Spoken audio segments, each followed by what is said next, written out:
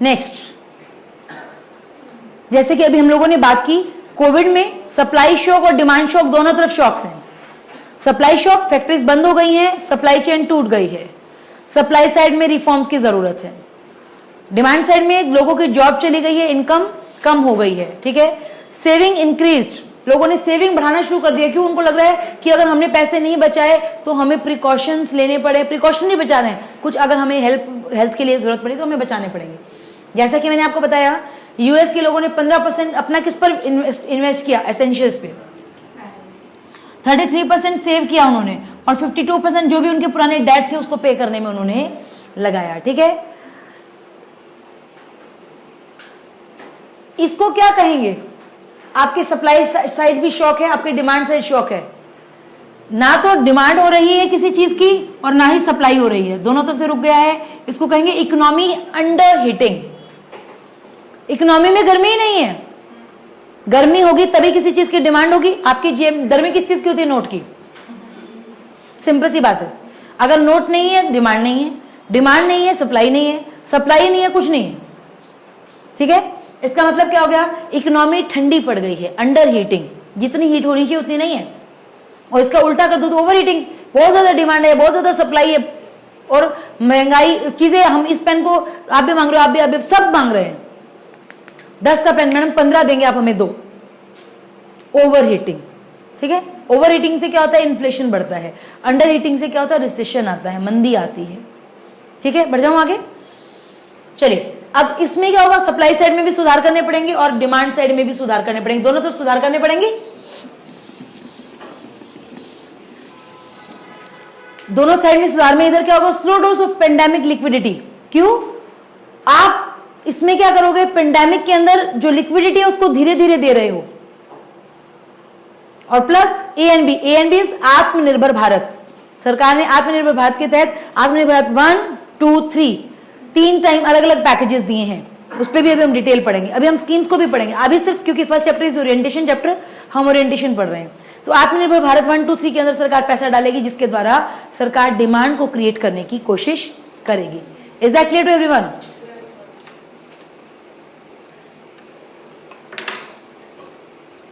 Okay. Supply shock, supply के अंदर क्या है? शॉक है, रुकी हुई सप्लाई। लॉकडाउन में लोकल, रीजनल, ग्लोबल सब तरीके की सप्लाई रुक गई है ना। इकोनॉमी हिट हुई है, सप्लाई का शॉक है, डिमांड में भी शॉक। सारी बात जो हम पहले भी पढ़े हैं। और डिमांड शॉक क्यों है? लेबर मार्केट डिस्टर्ब हो गया है, इसके कारण हाउस होल्ड की इनकम जो है वो इफेक्ट हो गई है। Plus precautionary motive to save, पैसा मिल भी रहा है तो लोग सेव कर रहे हैं। अभी क्या हो रहा है मार्केट में? अभी मैं आज प्रेजेंट की बात करूं, अभी क्या हो रहा है? हमेशा अगर आप इकोनॉमी को सही सेंस में पढ़ना चाहते हैं, उसका तरीका क्या है? आप प्रेजेंट में जाने सिचुएशन कैसे चल रही है, या फिर जो हो रहा है उसका आप पर क्या इफेक्ट पड़ रहा है। जो हो रहा है, क्या हो रहा है? मार्केट के अंदर इस समय मंदी है, चीजें रिवाइव नहीं हो पा रही हैं। तो कभी अपने आसपास लोगों को कहते सुनते सुने, लोगों ने पैसा जेब में दबा के रख लिया है, लोगों ने पैसा घरों में दबा कर रख लिया है, लोग निकाल नहीं रहे पैसा, मार्केट में पैसा घूम नहीं रहा है। क्यों दबा लिया है? क्योंकि प्रिकॉशनरी मेजर के लिए। लोगों को डर लग रहा है किसी को पैसा दे देंगे, जरूरत पड़ी तो हम लोगों के काम ही नहीं आएगा, इसीलिए मार्केट में रोटेट नहीं हो रहा है। क्या मेरी बात समझ में आ रही? हमेशा अपने आसपास की चीजों से चीजों को कोरिलेट कीजिए। It is which demands UPSC, ठीक है। चलिए आगे बढ़ते हैं।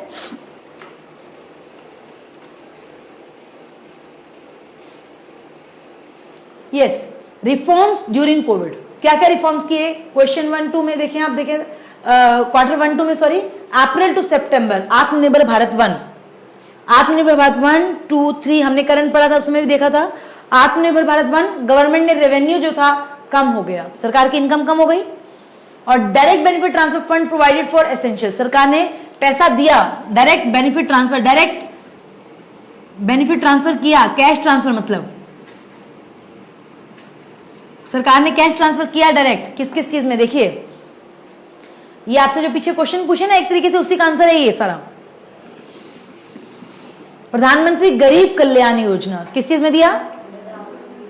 प्रधानमंत्री गरीब Kalyan Yojana for ensuring food security through PDS. PDS मतलब पब्लिक डिस्ट्रीब्यूशन सिस्टम, पीडीएस के द्वारा राशन कार्ड से आप लोगों को जो पीडीएस अनाज मिलता है, सरकार ने इसमें फूड सिक्योरिटी देने की कोशिश की ताकि लोगों को कम से कम भोजन अनाज तो मिलता रहे। इसके अलावा सरकार ने क्या किया, डायरेक्ट बेनिफिट ट्रांसफर किया विडोज को, पेंशन जो पाते थे और जो महिलाएं, इन लोगों को सरकार ने बेनिफिट ट्रांसफर किया, क्योंकि इन लोगों के ऊपर कोई और नहीं है। जैसे पेंशनर्स कौन है, बूढ़े लोग जो डिपेंडेंट हैं, विडोज सिंगल विमेन जो कि जरूरी नहीं है पुरुष उनको सपोर्ट करते हो, मतलब कमजोर लोग, उसको सरकार ने डायरेक्ट बेनिफिट ट्रांसफर किया। Additional funds for MG NREGA, MG NREGA क्या है, Mahatma Gandhi national rural employment programme. इसके अंदर क्या था, इसके अंदर सरकार जॉब देती है लोगों को ताकि उनको मिनिमम वेजेस एक डिसाइड कर दी जाती है, उतनी वेजेस दी जा सके और लोग कम से कम अपनी आजीविका कमा सकें। मेन पर्पस ये होता है। एमजी नरेगा में सरकार क्या काम करवाती है, सरकार को मान लीजिए कोई खड्डे खुदवाने हैं, कोई रोड बनवानी है, कोई तालाब बनाना है, कोई भी इंफ्रास्ट्रक्चर सरकार को बनाना है, उसके अंदर सरकार लोगों को रिक्रूट करके वहां पर जॉब देती है। तो सरकार ने एमजी नरेगा में ज्यादा फंड डाला ताकि एमजी नरेगा से सरकार जो इंफ्रास्ट्रक्चर बनाना चाहती है वो भी बन जाए, प्लस लोगों को उस इंफ्रास्ट्रक्चर के बहाने पैसा भी मिल जाए। ठीक है, नेक्स्ट क्या है, डेप्ट।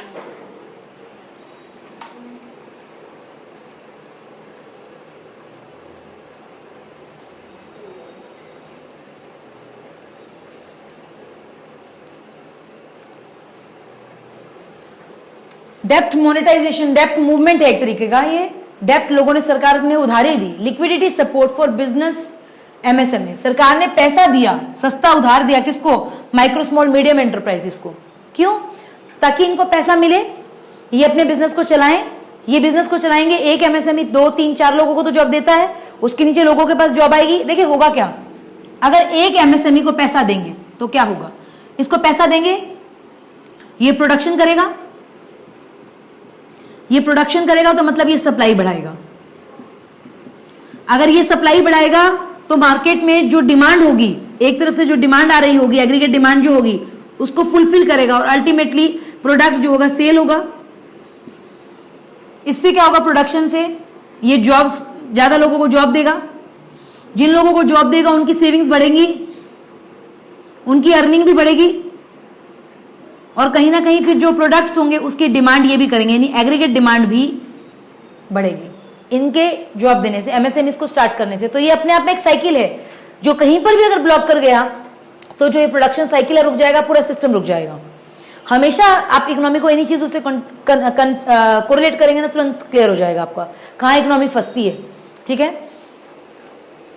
देखिए बैंकों का मेन काम क्या है, बैंकों का काम है पैसे को इस तरीके से रेगुलेट करना मार्केट में कि इजी फ्लो हो सके फंड का मार्केट में, और जैसा फ्लो हो उसके हिसाब से लोग उस पैसे को लेकर के अपनी इकोनॉमी को चला सकें। इसको इतने सिंपल शब्दों में अगर मैं आपको बताऊं तो बैंक्स क्या काम करते हैं, बैंक्स का काम क्या है, बैंक का काम है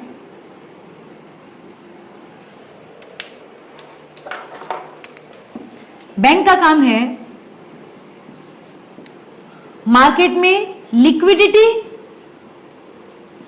बढ़ाना या लिक्विडिटी घटाना। लिक्विडिटी बढ़ाना का मतलब क्या हुआ, पैसा ज्यादा डालना। इसके लिए सरकार क्या क्या कर सकती है, इंटरेस्ट रेट कम कर सकती है,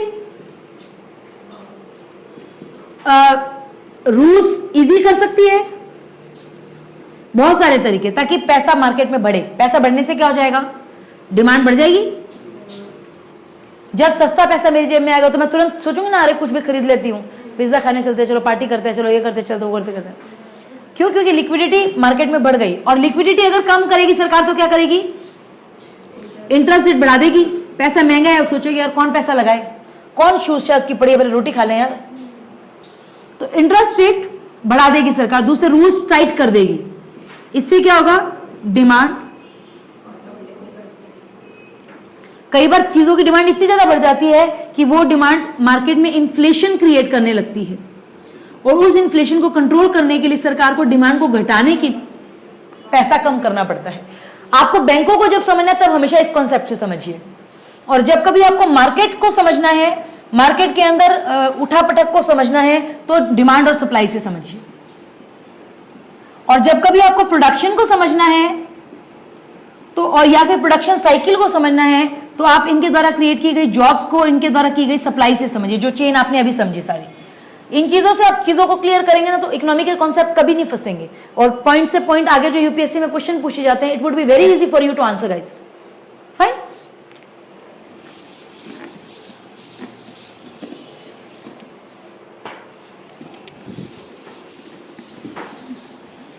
okay,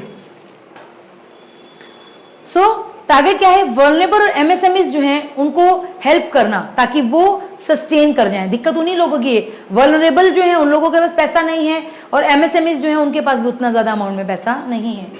no demand measures as supply chain and choked. No demand measures, कोई डिमांड मेजर्स नहीं कर रहे हैं। क्यों? क्योंकि सप्लाई चेन जो है वो चौक हो गई, डिमांड में डालेंगे भी पैसा, लोग सेव कर रहे हैं। इसलिए इससे अच्छा तो है कि सप्लाई साइड पर ज्यादा प्रमोशन किया। आप देख रहे हो ना, इन लोगों ने क्या चीज पे कोशिश की? सप्लाई साइड पे। ठीक है,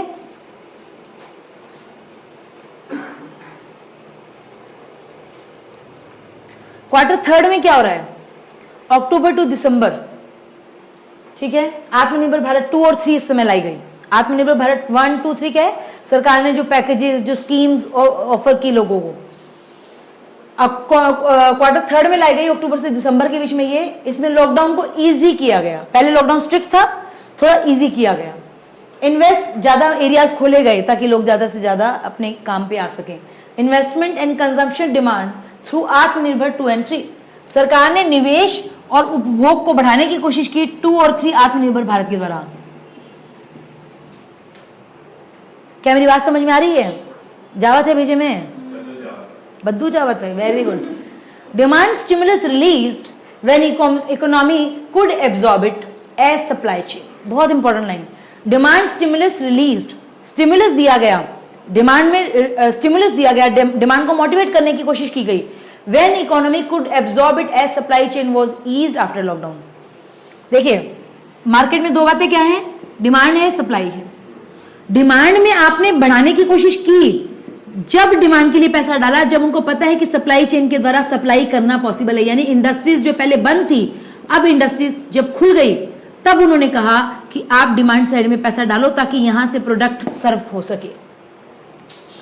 अगर आप इंडस्ट्री खोल रहे हो तो यहां पर पैसा देंगे तो सेव कर लेंगे। ठीक है,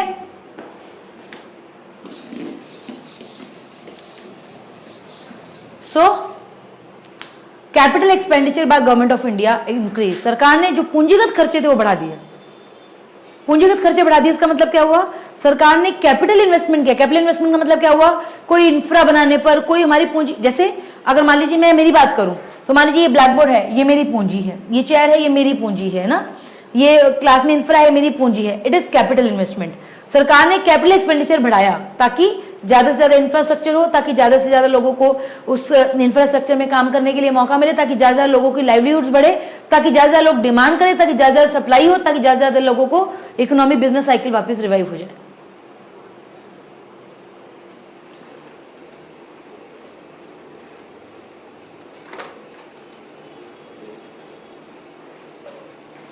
बहुत important question, economy under heating and structural reforms.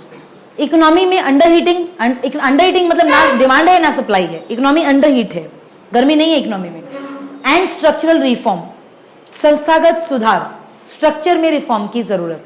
पहले एक बात को थोड़ा सा समझ लीजिए बेटा, एक बहुत सिंपल सी चीज है, हीटिंग जो वर्ड है ना, ये अपने आप में बहुत ज्यादा इंपॉर्टेंट है। आपको मैं इसको सिंपल से एग्जांपल से समझाऊं। हम खाना खाते हैं, खाना बनाने के लिए हीट चाहिए ना, लेकिन वो एक लिमिटेड लेवल पर होनी चाहिए, उससे ज्यादा होगी तो खाना जल जाएगा। बिल्कुल वही बात है इकोनॉमी के लिए। Economy also demands heating but in a limited way.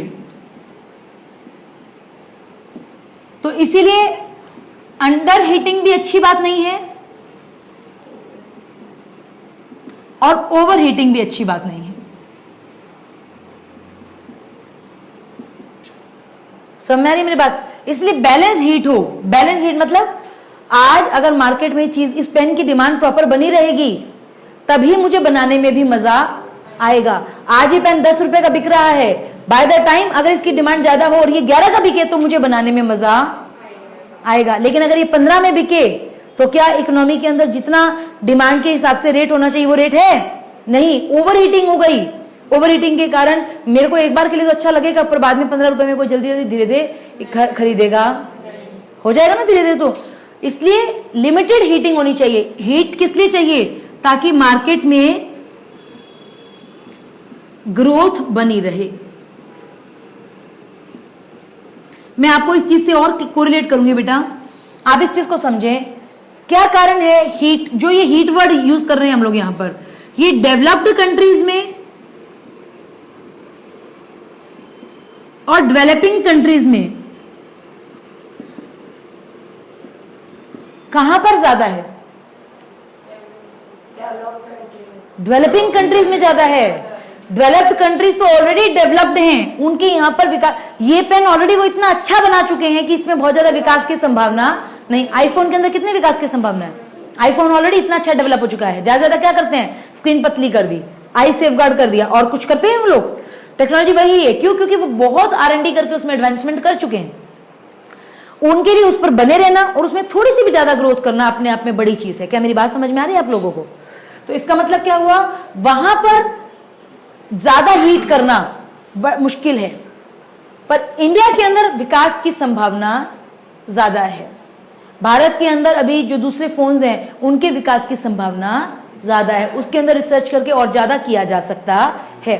मतलब आज अगर 10 रुपए जितना काम किया गया इस पेन पे, कल मैं इसको इतना स्मार्ट कर दूं कि ये 11 रुपए जैसी क्वालिटी रखने लगे, तो ये 11 रुपए का भी बिकेगा। मतलब क्या हुआ, हमारी इकोनॉमी में अभी ग्रोथ उतनी नहीं हुई है, आगे ग्रोथ और ज्यादा होने की अभी संभावना है। यही कारण है कि पैसा विकसित देशों से विकासशील देशों की तरफ मूव करता है। क्या कारण है, हमारी इक्विटी और डेट मार्केट में विदेशों से बहुत पैसा आता है, क्योंकि उनको अपने मार्केट में 2% से ज्यादा ब्याज नहीं मिलता है, और हमारे यहाँ पर बहुत अच्छा खासा ब्याज कमा के जाते हैं हम लोग। क्यों? क्योंकि भारत विकासशील देश है। इसको छोटे से एग्जांपल से और से बताऊं, अगर चाइना या फिर अमेरिका फ्रिज बनाता है, मान लीजिए, उसके देश में फ्रिज की खपत उतनी नहीं है जितनी खपत हमारे देश में है। क्यों? क्योंकि हमारे देश में अभी कंज्यूमर्स, ऐसे लाखों कंज्यूमर्स हैं जिनके घर में अभी भी फ्रिज नहीं है, पर वहां पर हर किसी के घर के पास फ्रिज है। इसलिए उन्होंने जो फ्रिज बनाया उसकी डिमांड हमारे देश में होगी, उनके देश में।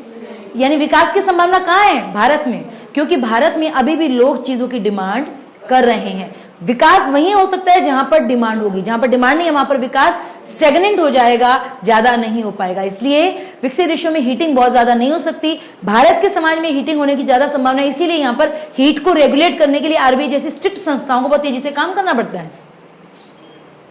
मेरी बात समझ रहे हो? यही कारण है कि विदेशों से पैसा भी इंडिया में ज्यादा मूव करता है। ठीक है, समझ में आ गई बात को? मैं वापस आती हूं अपने पॉइंट पे।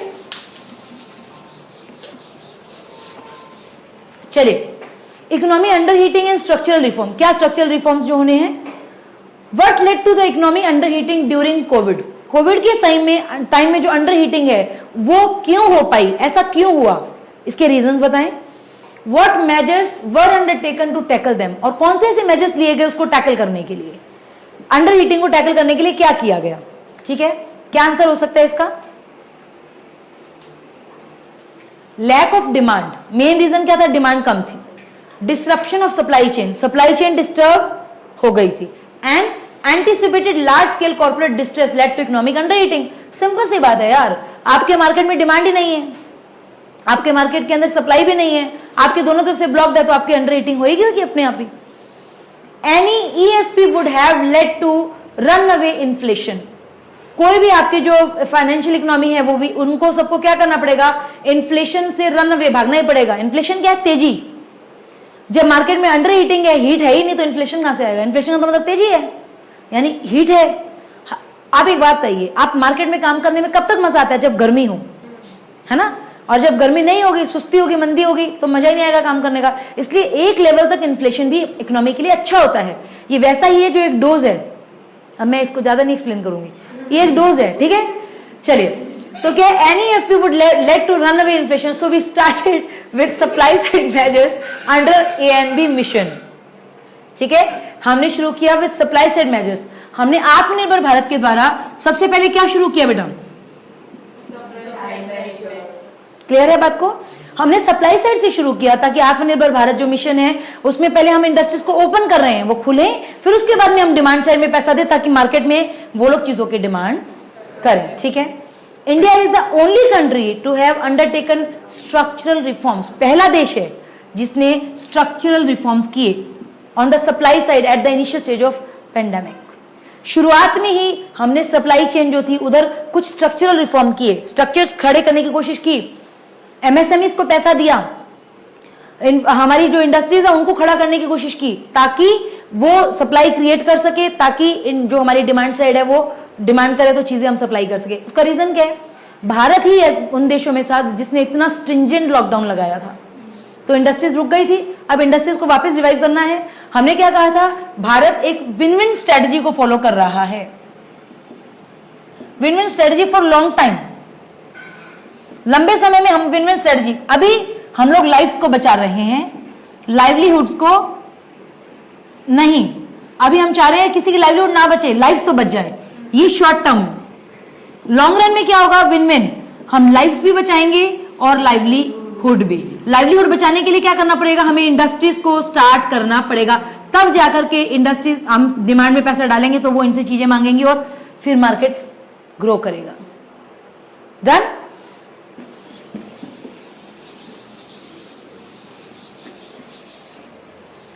सो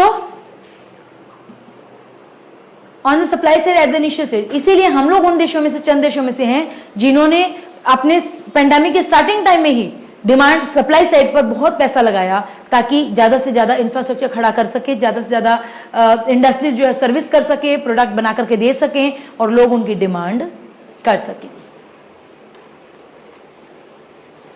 अब कोई ये भी क्वेश्चन पूछ सकता है, जैसा कि अभी हम देख रहे थे, हमने कौन से स्ट्रक्चरल रिफॉर्म्स किए? हम बार बार बोल रहे हैं ना, हमने स्ट्रक्चरल रिफॉर्म किए, हमने सप्लाई साइड में स्ट्रक्चरल रिफॉर्म किए। जैसे अभी हमने क्वेश्चन देखा ना कि भारत ने अपने जो सप्लाई साइड थे उसको मजबूत करने के लिए क्या रिफॉर्म्स किए, तो वो ये सारे रिफॉर्म्स का आपका आंसर के पॉइंट में, पहले कोशिश यही है मेरी कि आपको क्वेश्चन दे दूं, उसके फिर आंसर्स के फॉर्म में आपको, मतलब सर्वे को क्वेश्चन आंसर के फॉर्म में मैं आप लोगों को दे रही हूं, थोड़ा ईजी हो जाए आपको। देखो स्ट्रक्चर रिफॉर्म में फर्स्ट क्या है? एग्रीकल्चर साइड में हम लोगों ने जो 3 लेके आए हैं वही 3 क्या है? Farmers produce trade and commerce promotion facilitation act 2020 का, ये तो यही है, ठीक है।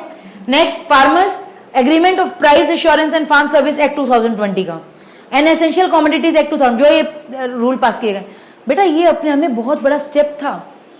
कोविड पेंडेमिक के समय में इस चीज को पास करवाना ये छोटी बात नहीं थी, ये बहुत बड़ी चीज थी। और ये अभी हमने पहले भी पढ़ा कि भारत उन चंद देशों में से है जिन्होंने पेंडेमिक के स्टार्टिंग में ही अपने स्ट्रक्चरल पार्ट पर इतने तेजी से रिफॉर्म्स किए। जरूरत थी भारत के लिए, क्योंकि भारत इतना स्ट्रिंजेंट लॉकडाउन लगा चुका था कि अगर अपनी इंडस्ट्रीज को मजबूत नहीं किया तो हमारा देश का सिस्टम ही कोलैप्स कर जाए। ठीक है, अब अलग अलग फील्ड वाइज मैं आप लोगों को बता रही हूँ किस किस फील्ड में हम क्या कर रहे हैं। एमएसएमईज के लिए हमने क्या किया? New MSMEs definition covering almost 99% MSMEs, हमने अब नई डेफिनेशन दी जिसके तहत 99% एमएसएमईज को हमने इसमें कवर कर लिया। एमएसएमईज का मतलब माइक्रो स्मॉल मीडियम एंटरप्राइजेस, ठीक है।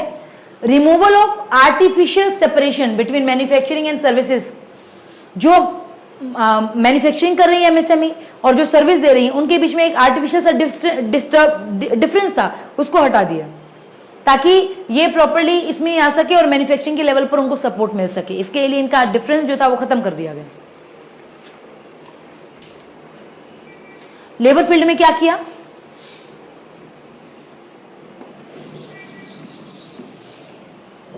चार लेबर कोड्स बनाए, wage code, industrial relation code, code on occupational safety, health working conditions and social security code. क्या समझ में आ पा रहा है ये सब चीजें इस समय क्यों हो रही हैं? अब समझ में आ रहा है? करंट में ये सब चीजें हम पढ़ के गए हैं, लेकिन यहां पर सिर्फ मैं आपको ब्रीफ आउट कर रही हूं ताकि आपको उसके दौरान जो करंट में पढ़ा उसको आप आंसर के फॉर्म में उसको यूज कर ले जाएं। ठीक है। Next, BPO, simplification of norms, norm को सिंप्लीफाई कर दिया गया बीपीओ के लिए। एंड वर्क फ्रॉम होम, वो तो था ही, and work from anywhere policies restrictions have been removed. ठीक है।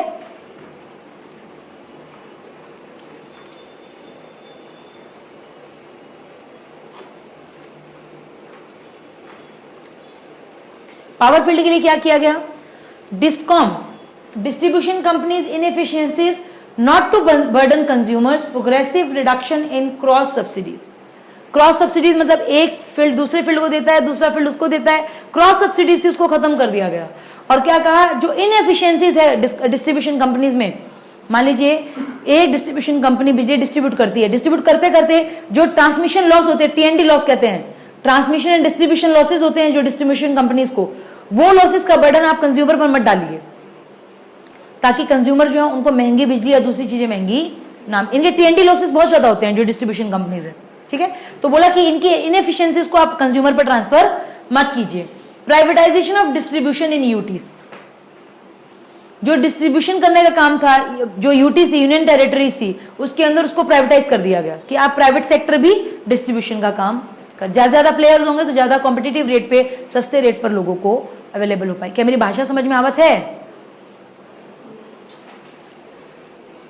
Next, PSUs in only strategic sector, एक अकेला strategic sector, privatisation of PSUs in non strategic sector.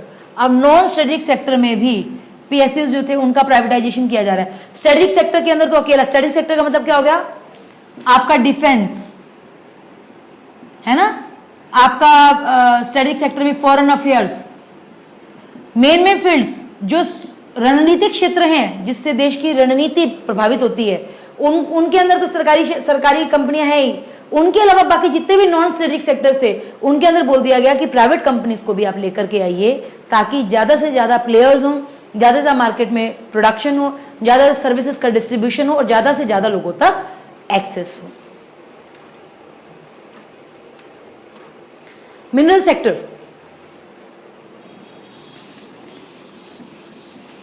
सारे जितने भी क्वेश्चंस आप लोगों के क्वेश्चन सारे आंसर उठ जाएंगे इन चीजों से। Mineral sector, removal of captive restrictions.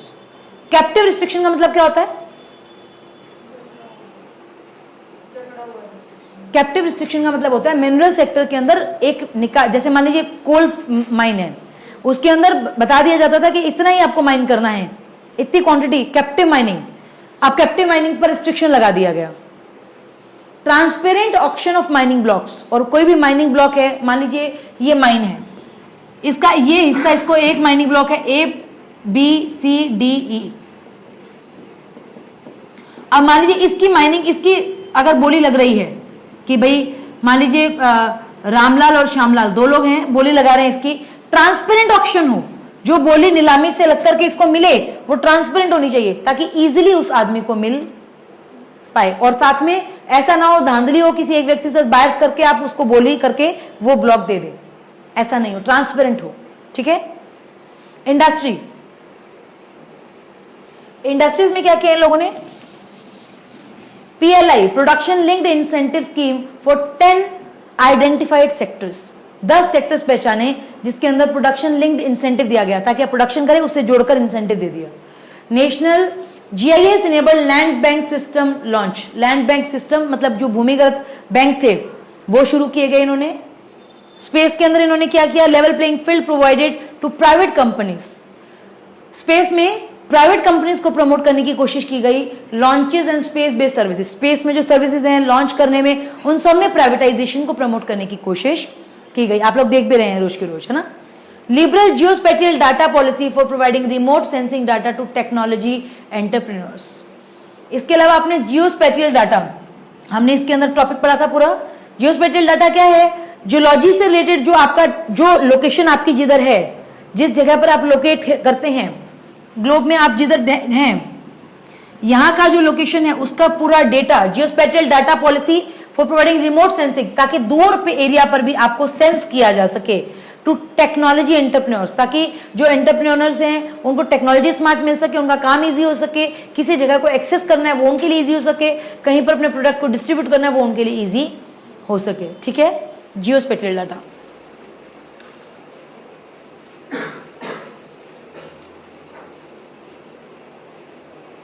Next है स्ट्रक्चरल रिफॉर्म्स। स्ट्रक्चरल रिफॉर्म्स का मतलब क्या हुआ,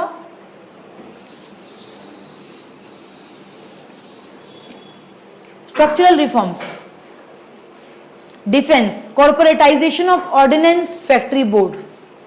डिफेंस के अंदर क्या कहा गया, जो आपका फैक्ट्री बोर्ड है, जो आपकी फैक्ट्रीज है, उसका जो मेन नियोक्ता जो संस्थाएं हैं, वो उसमें क्या होना चाहिए, कॉर्पोरेटाइजेशन होना चाहिए। मतलब वहां पर भी प्राइवेट कंपनीज जो हैं उसके तरीके का उसका बोर्ड होना चाहिए, उसका managing director, board of director सब उस तरीके का होना चाहिए, ताकि उनका बेटर तरीके से व्यवस्था हो सके, बेटर तरीके से वो संस्थाएं काम कर सकें। FDI limit in defence manufacturing under automatic route 74%। देखिए ऑटोमेटिक रूट का समझ लीजिए मतलब क्या होता है, डिफेंस क्षेत्र के अंदर विदेशों से जो पैसा आ रहा है उसको 74% तक कह दिया गया कि ऑटोमेटिक रूट से आए। ऑटोमेटिक रूट का मतलब हो गया कि वो पैसा बिना परमिशन के डायरेक्टली इंडिया में एंटर कर सकता है, बस एंटर कर जाएगा, उसके बाद में उन लोगों को एक एप्लीकेशन के थ्रू बता देना होता है कि हम लोग यहां पर काम कर रहे हैं, ठीक है, सिर्फ just for a reminder. Otherwise वो लोग बिना परमिशन के भी आ सकते हैं, दैट इज ऑटोमेटिक रूट। क्या मेरी बात समझ आ रही है? कोई विदेशी कंपनी है इंडिया में डिफेंस फील्ड में 74% तक की भागीदारी के साथ आ सकती है, और उसके लिए उसको पूछना नहीं पड़ेगा, लेकिन आने के बाद में एक रिमाइंडर के तौर पर, एक एप्लीकेशन लेटर के तौर पर बता देंगे। Is that clear to everyone? Time bound defence procurement process, defence से रिलेटेड जो भी प्रोक्योरमेंट खरीद रहे हैं, खरीदारी कर रहे हैं आप, उसके लिए एक टाइम बाउंड मैनर में आप लोग उसकी खरीदारी कर पाएंगे। सोशल इंफ्रास्ट्रक्चर, सोशल इंफ्रास्ट्रक्चर के नाम से ही समझ में आता है हम लोगों को। सोशल इंफ्रास्ट्रक्चर क्या होता है? सोशल इंफ्रास्ट्रक्चर का मतलब हो गया आपके एजुकेशन, आपके हेल्थ से रिलेटेड इंफ्रास्ट्रक्चर, आपके कल्चर से related infrastructure, education, schools, health, hospitals, clinics, doctors, culture, आपके टेम्पल्स वगैरह चीजें। Social infrastructure scheme for financial support to PPPs in infrastructure viability gap funding extended till 2024-25। इस फील्ड के लिए जितना भी आपको इंफ्रास्ट्रक्चर चाहिए उसका वायबिलिटी गैप फंडिंग जो है उसको 2024-25 तक बढ़ा दिया गया। अब आप कहेंगे मैडम ये वायबिलिटी गैप फंडिंग क्या होते हैं, है ना? वायबिलिटी गैप फंडिंग समझते हैं। वायबिलिटी गैप फंडिंग का मतलब होता है कोई ऐसा प्रोजेक्ट जिसके अंदर जो पैसा है और जितने की जरूरत है, वायबिलिटी गैप। मान लीजिए अगर मैं वहां देखूं गुड्स और इकोनॉमिक कॉस्ट किसी चीज की 20% है और उसके अलावा कॉस्ट उसकी 40% पड़नी है, 20% का पैसा जो कम पड़ रहा है, दैट इज वायबिलिटी गैप। ये गैप है, वो 20% पैसा हम लोगों को इसके थ्रू मिल जाएगा, वायबिलिटी गैप फंडिंग, ठीक है। तो वो 2024-25 तक बढ़ा दिया गया ताकि इस फील्ड के अंदर जो पैसे की कमी पड़ रही है वो पैसा सरकार के द्वारा रोटेट होकर के उसको मोबिलाइज कर लिया जाए। Is that clear to everyone? V shaped economy recovery, इस बार ये क्वेश्चन का कहीं बेस बन सकता है आप लोगों के ये एग्जाम में। देखिए आप एज्यूम कीजिए परमानेंट लॉस ऑफ जॉब्स, सारे लोगों की परमानेंट जॉब लॉस हो गई, इनकम भी खत्म हो गई। ये जीडीपी लाइन है, ये टाइम लाइन है। आप देखोगे हमारी इकोनॉमी आगे चल रही थी, लेकिन जैसे ही हम लोग इधर 2020 से थोड़ा पहले आए कंडीशन खराब होने लगी, और 2020 में जब एकदम से हमारे देश में लॉकडाउन लग गया कंडीशन बहुत वर्ष हो गई। उसके बाद से हम रिवाइव किए तो एकदम से स्टीप ग्रोथ हमारे देश में दिखाई दी, और अब फिर हम इस ट्रैक पे वापस अपने उस ट्रैक पे आ गए। It is known as V shaped economy, ठीक है? समझ में आ रहा है? इसमें कोई डाउट है? वी शेप्ड इकोनॉमी में ये भी समझ सकते हो कि जैसे हम यहां पर आ रहे हैं मतलब हमारी सप्लाई भी बढ़ गई और हमारी डिमांड भी। यहां पर क्या हुआ था, सप्लाई और डिमांड डिस्टर्ब हो गए। ये दोनों में से किसी रीजन के भी कारण हो सकते हैं, पर हमारे यहां तो दोनों ही चीजें हो गई, सप्लाई भी कम, डिमांड भी कम। हाँ जी,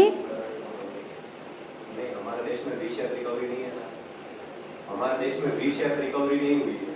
हमारे देश में वी शेप रिकवरी हुई नहीं है, लेकिन हमारे देश में उतना बड़ा गैप नहीं हुआ था ना इस वजह से। लेकिन अब जो कंडीशन है उसके हिसाब से तो डाउन गई ना हमारी कंडीशन।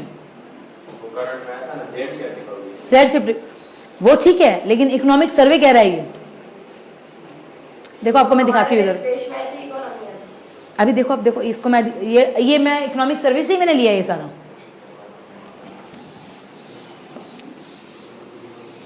वो डेली डे टू डे चीज की है ना बेटा, ये सर्वे का एनालिसिस है, ठीक है। देखो इसको डायग्राम को देखो तो समझ में आएगा आप लोगों को, बहुत इंपॉर्टेंट डायग्राम है, ध्यान से देखेंगे। ये देख रहे हैं जीडीपी हमारा, ये 2019 का जीडीपी कितना है, 2019 का जीडीपी दिखा रहा है। ये हम लोग 2019-20 पोस्ट पेंडेमिक, प्री पेंडेमिक, आप देखेंगे 2019 से 2020 तक हमारा जो इकोनॉमी है वो 7.7% तक श्रिंक हुई, पढ़ा था हमने, इकोनॉमी एकदम श्रिंक हो गई। उसके बाद 2020 के बाद हमारी इकोनॉमी रिवाइव करी और 11% के करीब बूम कर गई, 2.5% अबव 2019-11।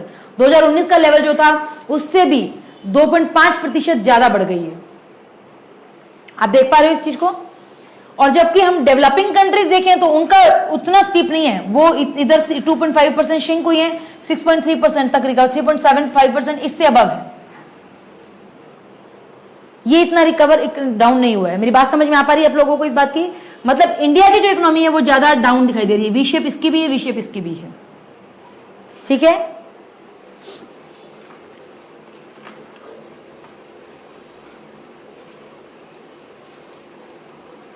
यस, बहुत ही इंपॉर्टेंट चीज, impacts of stringent lockdown on economy state level. हमारे देश में इतने जो स्ट्रिंजेंट तरीके से कंट्रोल किया गया उसका हमारे देश की इकोनॉमी पर क्या इफेक्ट पड़ा, इसको हम स्टेट लेवल पर समझते हैं। State wise stringency index, stringency index मैंने आपको बताया पहले भी। It has been used to capture the impact of the stringency of lockdown on high frequency indicators of economic activity across India. इस इंडेक्स का यूज किया गया ये देखने के लिए कुछ फैक्टर्स के द्वारा कि भारत में जो अलग अलग स्टेट्स हैं उनके अंदर स्ट्रिंजेंट कितना था लॉकडाउन, जिसका इफेक्ट देश पर कितना पड़ा। स्ट्रिंजेंसी इंडेक्स, किसी देश में लॉकडाउन कितना टाइट था, इसको देखने के लिए स्ट्रिंजेंसी इंडेक्स को हम यूज करते हैं। Is that clear to everyone? So simple it is. क्या रिजल्ट था? A negative relationship between change economic indicators and change in stringency index. एक नेगेटिव इंपैक्ट है, हमारी स्ट्रिंजेंसी जितनी जाती है इकोनॉमिक रिकवरी उतनी डाउन, मतलब स्ट्रिंजेंट जितना ज्यादा इकोनॉमी उतनी ज्यादा डाउन। क्या इसमें कोई समझने की जरूरत है? नेगेटिव रिलेशन है इसके अंदर, ये बढ़ रहा है तो ये घट रहा है, ये क्या कहेंगे इसको? नेगेटिव रिलेशन है। Is that clear to everyone? So lockdown negatively impacted economic activity. ये बात अगर आपको ऐसे बोले या फिर ये लाइन ऐसे बोले पेपर में, सीधे से स्टेटमेंट आते हैं तो आपको इसमें समझने में कोई दिक्कत नहीं होगी। क्लियर है? ठीक है।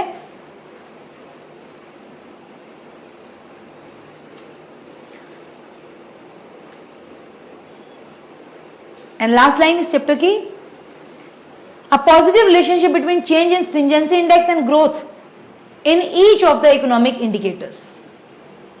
So thus the initial stringent lockdown has supported V-shaped recovery. शुरू में जो आपका लॉकडाउन था जिसने बहुत टाइट लॉकडाउन लगाया उसके कारण वी शेप रिकवरी हुई across all the economic indicators. मतलब शुरू में आपका स्ट्रिंजेंसी जितना थी इकोनॉमी डाउन गई, पर बाद में क्या हुआ? स्ट्रिंजेंसी बढ़ी तो इकोनॉमी भी बढ़ी, क्योंकि धीरे धीरे आपने भी स्ट्रिंजेंसी को कम किया कंपैरेटिवली, इसलिए वी शेप रिकवरी आपकी हो गई। ठीक है, क्लियर?